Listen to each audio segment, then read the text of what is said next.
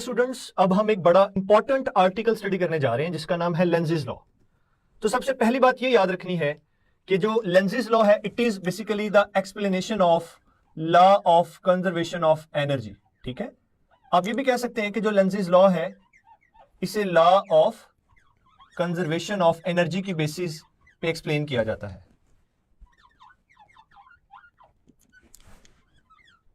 अगर आप text book के अंदर इस लॉ की स्टेटमेंट को रीड आउट करेंगे तो डियर स्टूडेंट्स वहां पे एक वर्ड यूज किया होगा that is most important. The direction of induced current ऐसी होती है जो उस कॉज को अपोज करती है जो उसे पैदा करती है। अब इसका मतलब क्या है, आप इस बात को इस तरीके से समझिए कि ये कंडक्टर है, ठीक है। अगर इस कंडक्टर की सरफेस से पास करने वाला फ्लक्स चेंज कर रहा है तो इसमें ईएमएफ इंड्यूस हो जाएगी और इंड्यूस्ड ईएमएफ की वजह से इसमें जो करंट आएगा वो इंड्यूस्ड करंट आएगा। अब आप ये देखो कि इंड्यूस्ड करंट जो इस कंडक्टर में पैदा हुआ उसको पैदा करने वाला कौन है, वो है जी मैग्नेटिक फ्लक्स का चेंज। तो यही बेसिकली स्टेटमेंट है लेंज़ेस लॉ की कि इंड्यूस्ड करंट की डायरेक्शन ऐसे होती है कि वो अपने कॉज को अपोज करता है। मतलब इंड्यूस्ड करंट की डायरेक्शन ऐसी होगी कि वो फ्लक्स को चेंज होने से रोकेगी, क्योंकि अगर फ्लक्स को चेंज होने से हम रोक देंगे तो फिर इंड्यूस्ड करंट अपनी कॉज को क्या कर रहा होगा, अपोज कर रहा होगा। अब एक और बड़ी जबरदस्त चीज है यहां पे जो आप लोगों ने सीखनी है, दैट इज मोस्ट इंपॉर्टेंट, जो कि आपकी टेक्स्ट बुक में लाइंस में लिखी हुई है। आप में से कई बच्चे सोच रहे होंगे कि सर ऐसा कैसे पॉसिबल है कि इंड्यूस्ड करंट एक ऐसी खास डायरेक्शन में कंडक्टर के अंदर सेटअप हो जाता है कि वो अपनी कॉज को अपोज करना शुरू कर देता है। हाउ इट इज पॉसिबल, ये कैसे पॉसिबल है। अब जरा बात को गौर से समझिएगा। एक्चुअली होता क्या है, आप इस बात को इस तरीके से समझिए। लेट्स से मैं कहता हूं कि यहां पर ना एक रिंग है मेरे पास जो कि मैंने थ्रेड धागे से बांधा हुआ है और यूं इस तरीके से सस्पेंड किया हुआ है। दिस इज रिंग, ठीक है जी। मैं मेंशन कर देता हूं कि this is a certain ring और बेटा इस रिंग को हमने टाई कर दिया, बांध दिया धागे की मदद से और इस धागे को हमने किसी फिक्स्ड स्पॉट के साथ टाई कर दिया है। यहां पर एक बार मैग्नेट है इस तरीके से यूं, ठीक है। ये मैग्नेट का नॉर्थ पोल है, ये साउथ पोल है। अब आप ये बात बड़े अच्छे से जानते हैं कि नॉर्थ पोल से इस तरीके से मैग्नेटिक फील्ड लाइंस निकल रही होंगी जो कि इस रिंग की सरफेस को कट क्रॉस कर रही होंगी, या सिंपली मुझे कहना चाहिए जो इस रिंग की सरफेस से पास कर रही होंगी।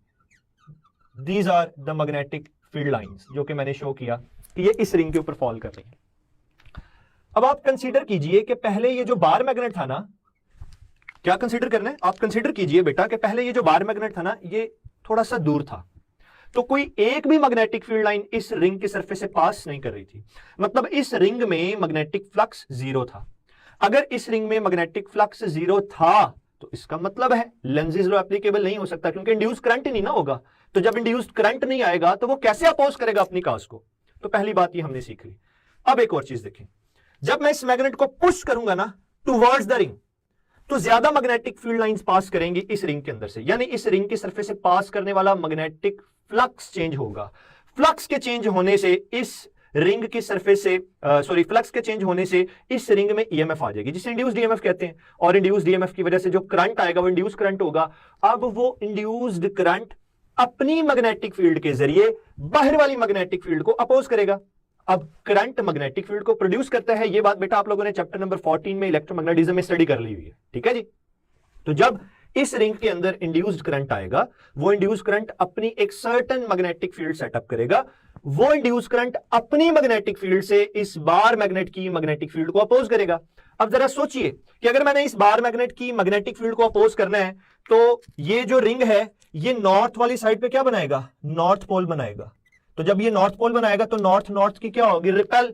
तो ये वाला नॉर्थ पोल इस नॉर्थ पोल को रिपेल करेगा और कहेगा कि ये बार मैग्नेट थोड़ा सा अवे मूव कर जाए।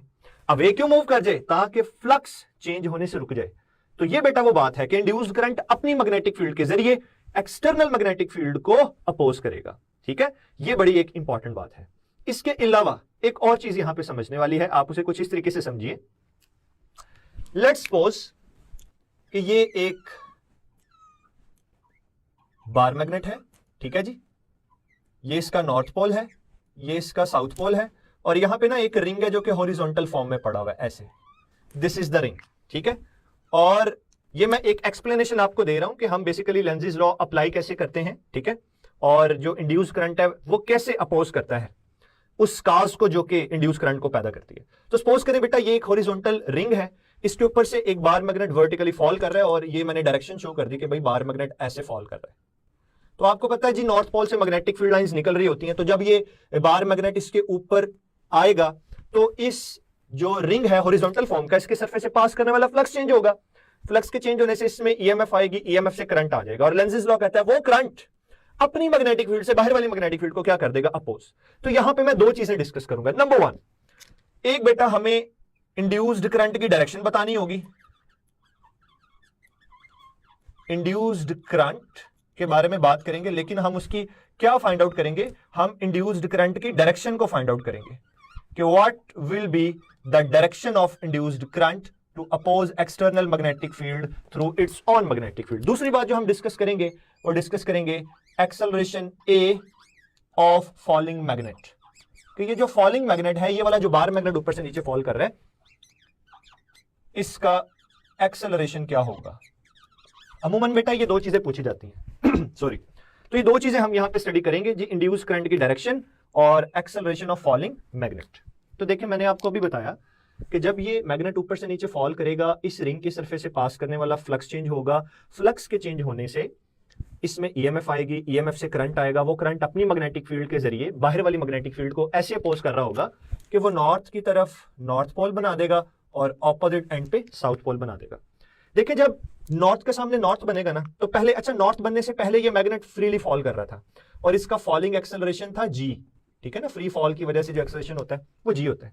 तो जब नीचे नॉर्थ पोल बनेगा तो ये नीचे से एक इसे पुश मिलेगी, जब इसे पुश मिलेगी ना तो इसका जो फॉलिंग एक्सेलरेशन होगा वो जी नहीं होगा, वो जी से कम हो जाएगा। तो यहां पे ये बात मेंशन करनी है कि जो एक्सेलरेशन है फॉलिंग मैग्नेट का वो है ए लेस देन जी। ये हम लोगों ने सीख लिया यहां पे कि उस इंस्टेंट पे जब यहां पे नॉर्थ पोल बनेगा, ये जो हॉरिजॉन्टल रिंग है इसका इंड्यूस्ड करंट अपनी मैग्नेटिक फील्ड का जब यहां पे नॉर्थ पोल बनाएगा तो एट दैट इंस्टेंट इसका जो एक्सेलरेशन होगा वो लेस देन जी होगा ड्यू टू रिपल्शन, क्योंकि वो ऊपर से नीचे मूव कर रहा है और नीचे से एक पुश मिल रही है उसे, ठीक है। ये बात हमने मेंशन कर ली यहां पे। तो आप सपोज करें कि ये एक लूप है हमारे पास, ठीक है, दिस इज अ लूप, और ये वो लूप है जिसमें से ना इंड्यूस्ड करंट पास कर रहा है।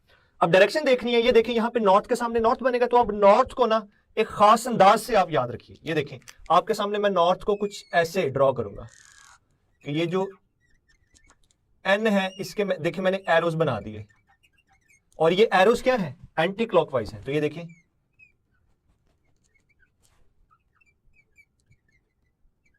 ठीक है, इसका मतलब ये होगा कि जब ये मैग्नेट ऊपर से नीचे फॉल कर रहा है, नॉर्थ के सामने नॉर्थ बनना चाहिए। डियर स्टूडेंट्स, अहम बात यह है कि किस जगह से देख के या कहां से देख के हम इंड्यूस्ड करंट की डायरेक्शन बताएं। तो जिस जगह से मैग्नेट आ रहा होगा आप उसी साइड से देखेंगे। आप यूं सपोज करें कि ये मेरे हाथ पे एक हॉरिजॉन्टल रिंग है और एक मैग्नेट ऊपर से नीचे आ रहा है, तो मैं कहां से देखूंगा, मैं बेसिकली उसका टॉप व्यू देख रहा हूंगा। तो टॉप व्यू देखने का मतलब है सामने से देखना।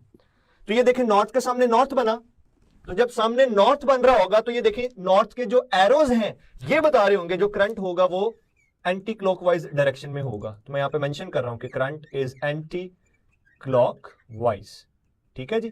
तो एक्चुअली अब पता चला, देखिए दो बातें पूछी थी, इंड्यूस्ड करंट की डायरेक्शन क्या होगी, नॉर्थ पोल बनेगा, एंटी क्लॉकवाइज होगी। ऑब्जर्व किधर से करना है, मैग्नेट वाली साइड पे, क्योंकि वहां पे ही हम मौजूद होंगे ना, हम ऑब्जर्वर हैं, हम यूजर हैं, हम ही मैग्नेट को फॉल करवा रहे थे, हमने जहां से मैग्नेट को फॉल करवाया हम उस जगह पर मौजूद थे। ये चीज याद रखनी है। अब इसी तरीके से एक और सिनेरियो डिस्कस करते हैं। लेट्स सपोज कि ये एक बार मैग्नेट है और अब यहां पे साउथ पोल है और यहां पे नॉर्थ पोल है, और इसी तरह से नीचे एक हॉरिजॉन्टल रिंग मौजूद है यूं, ठीक है। अब अगेन दो चीजें बताएंगे हम, इंड्यूस्ड करंट की डायरेक्शन क्या होगी और एक्सेलरेशन ऑफ फॉलिंग मैग्नेट क्या होगा।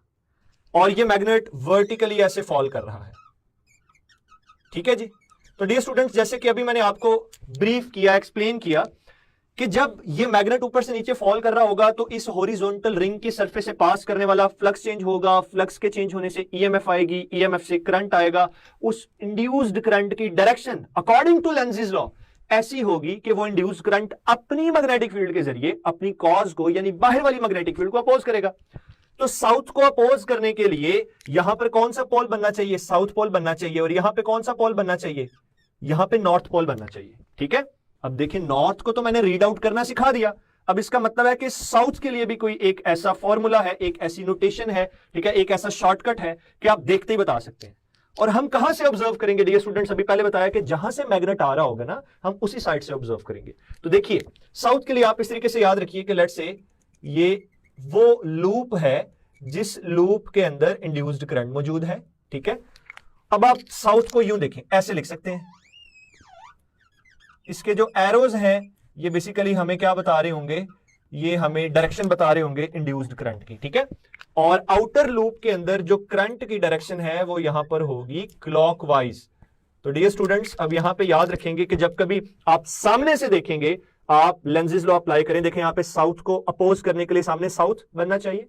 तो साउथ बनाने के लिए करंट की डायरेक्शन क्या होगी, अगर मैं सामने से देख रहा हूं उसे, तो ये एक्चुअली होगी क्लॉकवाइज।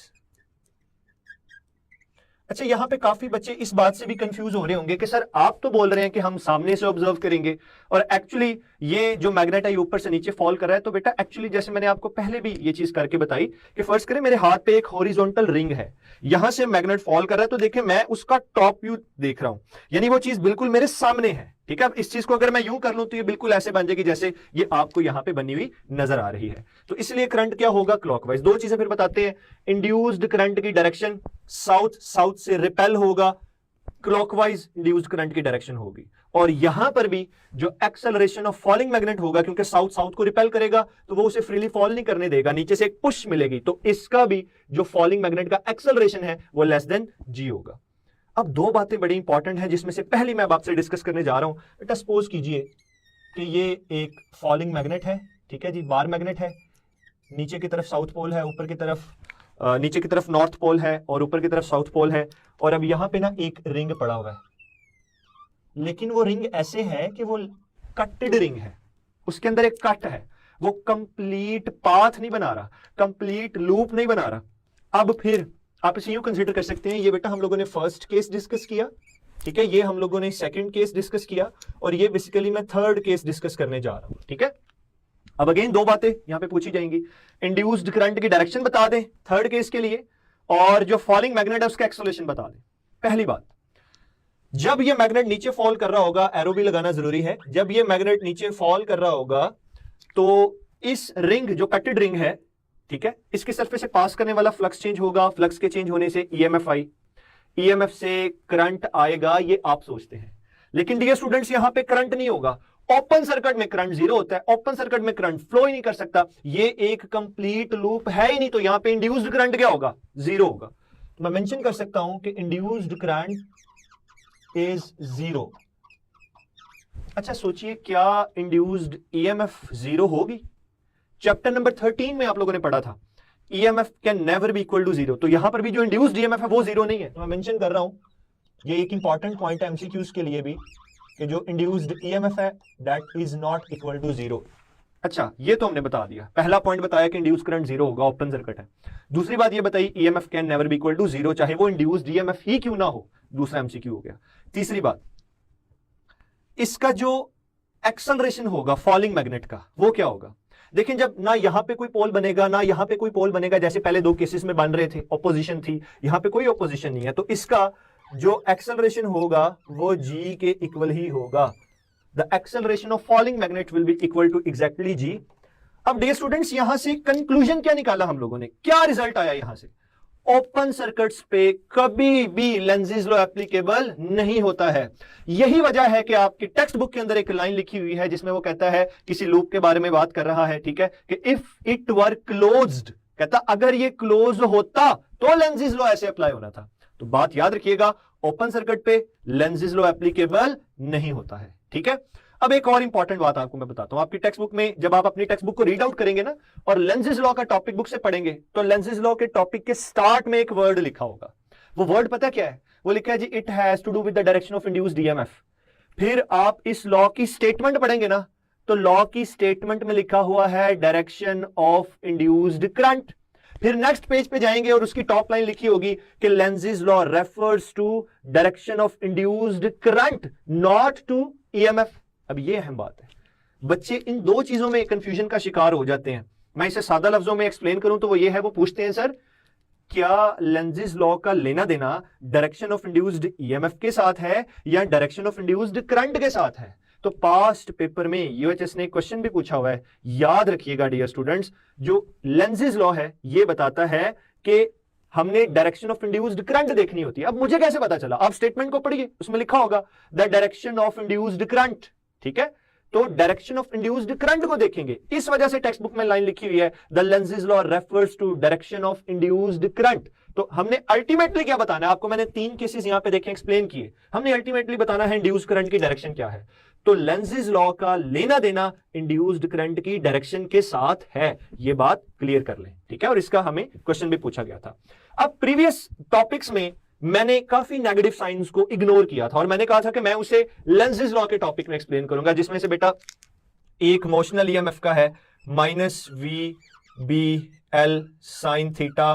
तो यहां पर भी नेगेटिव साइन का मतलब यह है कि फ्लक्स के चेंज होने से जब इंड्यूस्ड ईएमएफ और फर्दर इंड्यूस्ड करंट आता है तो वो इंड्यूस्ड करंट अपनी मैग्नेटिक फील्ड के जरिए अपनी कॉज को अपोज करने की कोशिश करता है, ठीक है? एक ये बात हो गई। फिर आप लोगों ने Faraday's law of electromagnetic induction में इस नेगेटिव साइन को इग्नोर किया था। यहां पर भी डियर स्टूडेंट्स इस नेगेटिव साइन का मतलब यही है कि इंड्यूस्ड करंट की डायरेक्शन ऐसी है कि वो अपनी मैग्नेटिक फील्ड के जरिए अपनी कॉज को अपोज करेगा, ठीक है जी? डियर स्टूडेंट्स, फैराडेज लॉ और लेंजिस लॉ में हम लोगों ने सेकंड पार्ट यानी लेंजिस लॉ के बारे में प्रीवियस लेक्चर में बहुत ज्यादा इंपॉर्टेंट पॉइंट्स को सीखा। डियर स्टूडेंट्स, अब एक छोटी सी बात जो कि आप लोगों ने प्रीवियस लेक्चर में नोट की होगी वो ये है कि बेटा जहां पर हम लोगों ने ये केस डिस्कस किया था कि एक बार मैग्नेट है इस तरीके से और ये बार मैग्नेट का नॉर्थ पोल नीचे की तरफ है, साउथ पोल ऊपर की तरफ है, और ये बार मैग्नेट फॉल कर रहा है, यानी ये फ्रीली फॉल कर रहा है, और ये फ्रीली फॉल कर रहा है एक ऐसे रिंग के ऊपर जो रिंग बेसिकली हॉरिजॉन्टल है, यूं इस तरीके से। तो अकॉर्डिंग टू लेंजिस लॉ हमने ये पढ़ा था कि जब कभी ये बार मैग्नेट इस तरीके से फॉल करेगा तो फ्लक्स के चेंज होने की वजह से इस रिंग के अंदर ईएमएफ आएगी, ईएमएफ से इंड्यूस्ड करंट आएगा, वो इंड्यूस्ड करंट अपनी मैग्नेटिक फील्ड के थ्रू बाहर वाली मैग्नेटिक फील्ड को अपोज करेगा। तो इस रिंग के अंदर जो पैदा होने वाला इंड्यूस्ड करंट है वो अपनी मैग्नेटिक फील्ड ऐसी बनाएगा जो इस नॉर्थ पोल को अपोज करेगी, और इस नॉर्थ के सामने एक्चुअली नॉर्थ आएगा और दूसरी तरफ क्या बन रहा होगा? साउथ।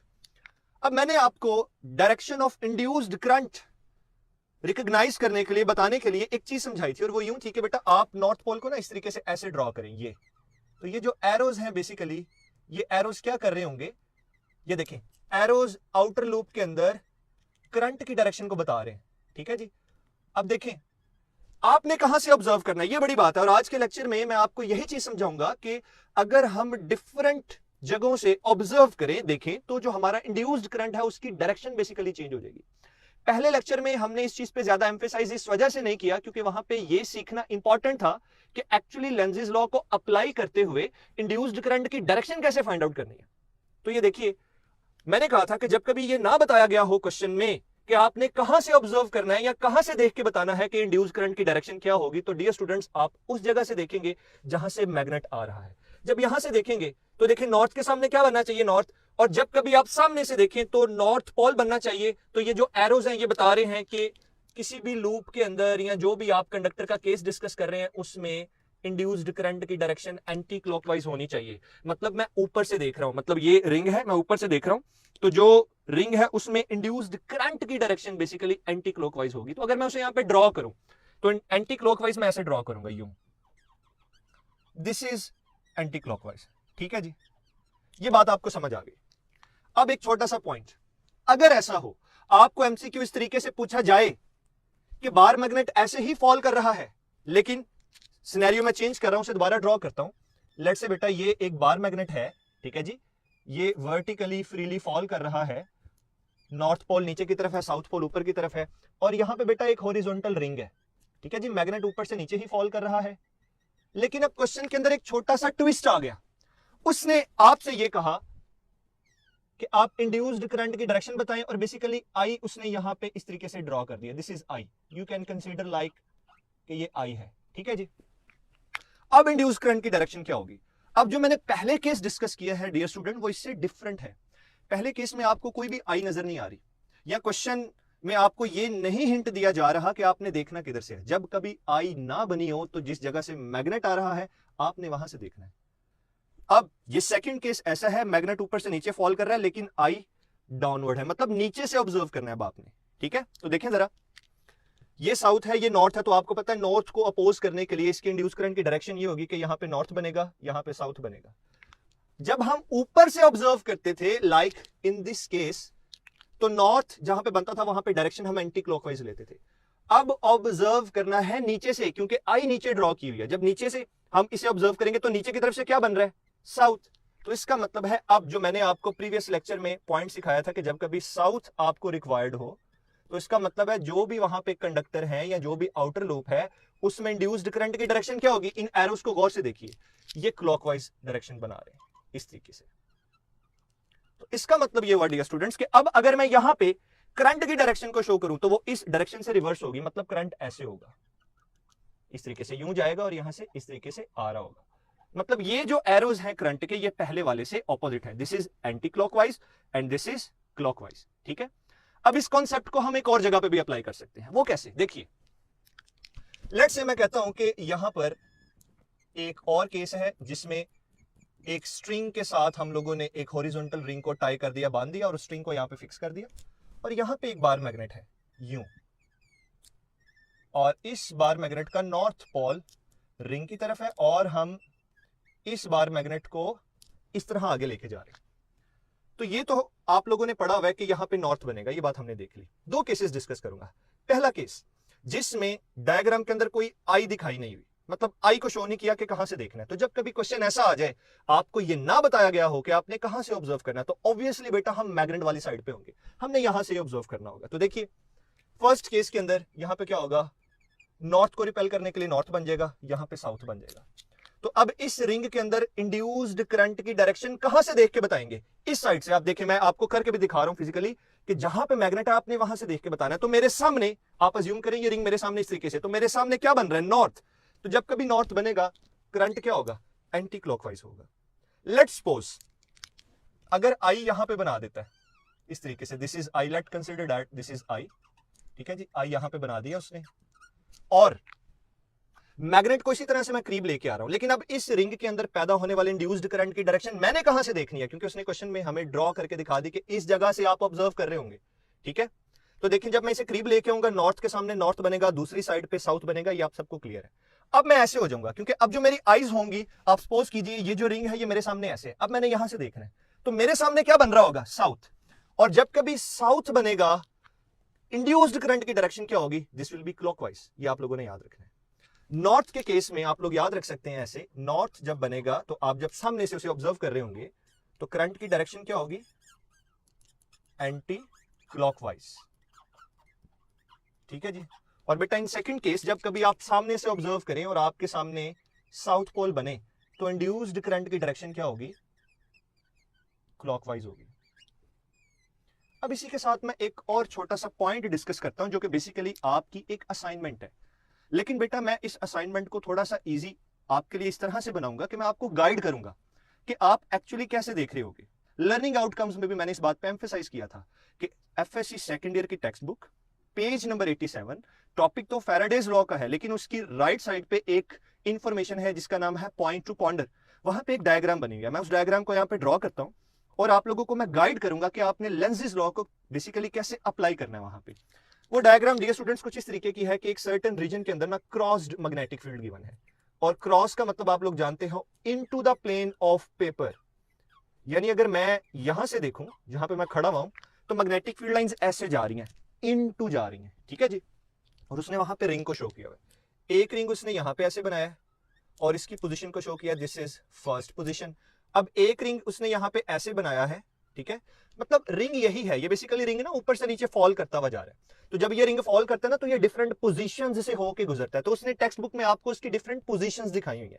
अब ये रिंग मैंने ऐसे ड्रॉ किया कि इसका आधा हिस्सा मैग्नेटिक फील्ड के इन्फ्लुएंस में है। आप यूं समझिए कि आधा हिस्सा मैग्नेटिक फील्ड में एंटर हो गया हुआ है और बाकी हिस्से ने अभी एंटर होना है, तो इसे मैं सेकंड पोजीशन बोलूंगा। अब एक और पोजीशन डिस्कस करते हैं कि जिसके अंदर जो रिंग है वो मैग्नेटिक फील्ड के अंदर मौजूद है, ये है जी थर्ड पोजीशन। फोर्थ पोजीशन में रिंग ऐसे ड्रॉ किया है कि उसका बेटा आधा हिस्सा मैग्नेटिक फील्ड के अंदर है और आधा हिस्सा मैग्नेटिक फील्ड को छोड़ चुका है। और फिफ्थ पोजीशन ये है कि आपका जो रिंग है वो कंप्लीटली मैग्नेटिक फील्ड के इन्फ्लुएंस से बाहर निकल जाता है। तो this is our fourth position and this is our fifth position. और हमने ये कंसीडर किया है कि बेटा ये जो रिंग है ये फॉल कर रहा है, ठीक है। तो ये बेसिकली आपकी असाइनमेंट है।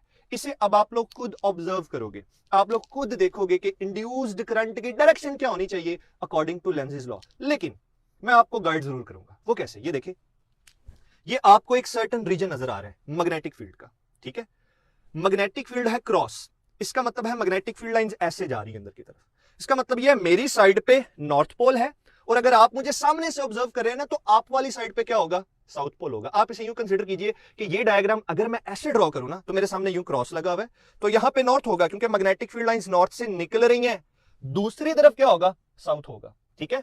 अब देखें जरा, यहां पे ये जो रिंग है ये मैग्नेटिक फील्ड में एंटर हो रहा है, तो मैग्नेटिक फ्लक्स चेंज होगा। कहां से, जीरो से। पहले क्या था, मैग्नेटिक फील्ड के बाहर, तो इस रिंग से पास करने वाला मैग्नेटिक फ्लक्स जीरो। अब जब ये एंटर हो रहा है ना, तो फ्लक्स जीरो से मैक्सिमम होने की कोशिश कर रहा है, तो जीरो से ऑनवर्ड फ्लक्स इंक्रीजिंग है। सादा लफ्जों में बात करें तो फ्लक्स चेंज हो रहा है। फ्लक्स के चेंज होने से ईएमएफ से इंड्यूस्ड करंट, वो इंड्यूस्ड करंट अपनी मैग्नेटिक फील्ड के जरिए बाहर वाली मैग्नेटिक फील्ड को अपोज करेगा, ठीक है जी। तो देखें, जब ये रिंग इसमें एंटर हो रहा है, तो एक्चुअली यहां पे क्या है, नॉर्थ पोल, दूसरी तरफ क्या है, साउथ पोल। तो ये नॉर्थ की तरफ नॉर्थ बनाएगा और साउथ की तरफ साउथ बनाएगा। अब ये आप असाइनमेंट के तौर पे खुद ऑब्जर्व कीजिए, अपनी टेक्स्ट बुक में से करके देखिए कि इसमें करंट की डायरेक्शन क्या होनी चाहिए, ठीक है।